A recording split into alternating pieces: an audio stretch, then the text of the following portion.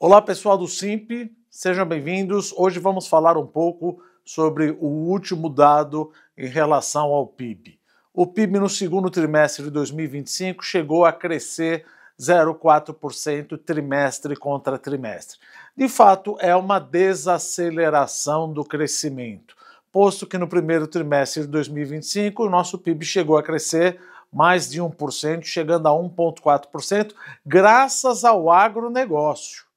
Infelizmente, não foi por causa da indústria nem de serviços. Já no segundo trimestre de 2025, o agro caiu 0,1%. Ficou mais ou menos na mesma coisa, 0 a 0.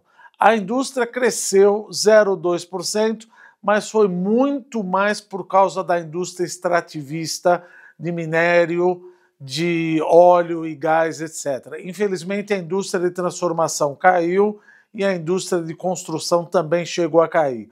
A parte de serviços cresceu entre 0,5% e 0,6%, tem uma maior resiliência em relação à taxa de juros. Agora vamos falar um pouco sobre taxa de juros.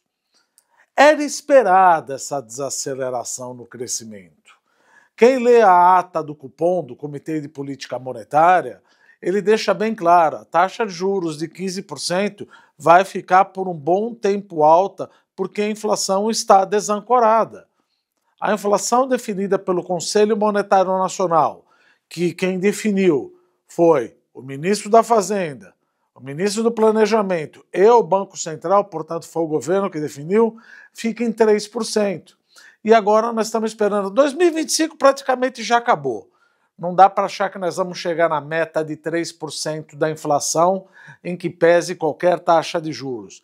Mas a expectativa é que fique em 4,85, 80, alguma coisa aí.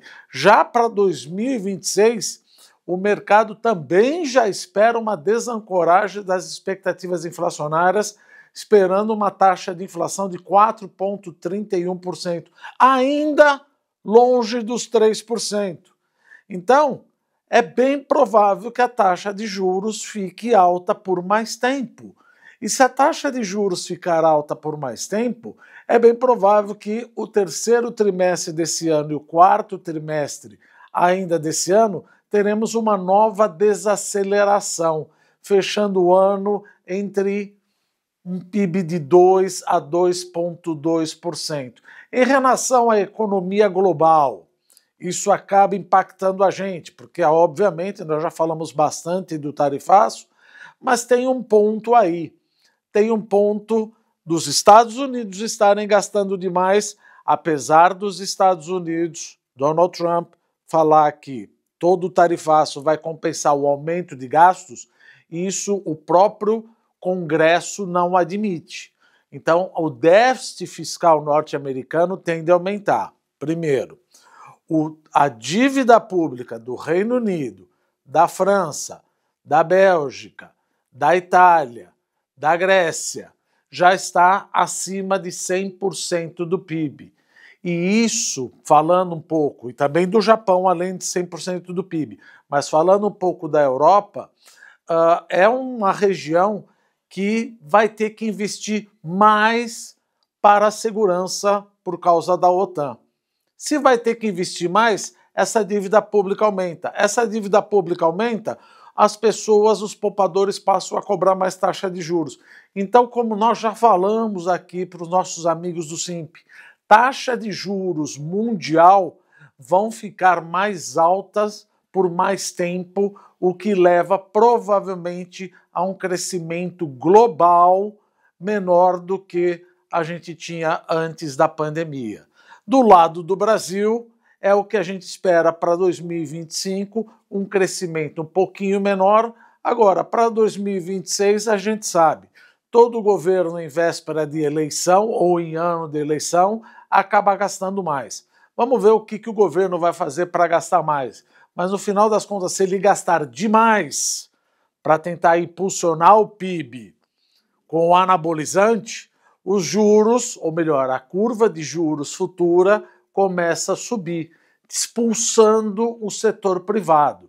De novo, o governo gasta demais, como a gente sempre fala.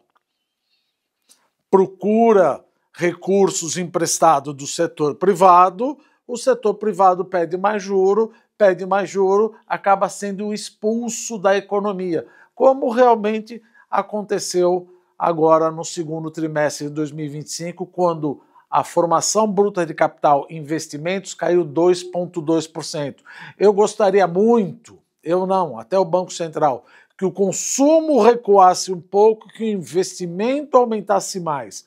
Para quê? Para que a diferença do PIB potencial e do PIB efetivo fosse diminuído, porque aí teríamos menos pressão inflacionária. Mas, de qualquer maneira, é o que temos e provavelmente os juros vão ficar altos ainda esse ano, ao redor de 15%, talvez cair lá no começo do ano que vem, 0,25%, mas teremos um juros alto por aí. Enfim, fico por aqui, um abraço a todos.